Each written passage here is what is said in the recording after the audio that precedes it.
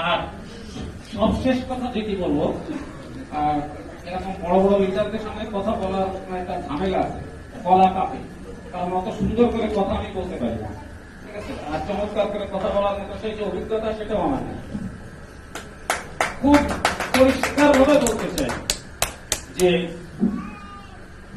Election এর মাধ্যমে আলাউদ্দিন সুমন যদি পারে, গিয়াসউদ্দিন ফরাজি যদি পারে, আলী নূর যদি পারে, হাবিবুর রহমান যদি পারে, শামীম হাসান কেন পারবে না?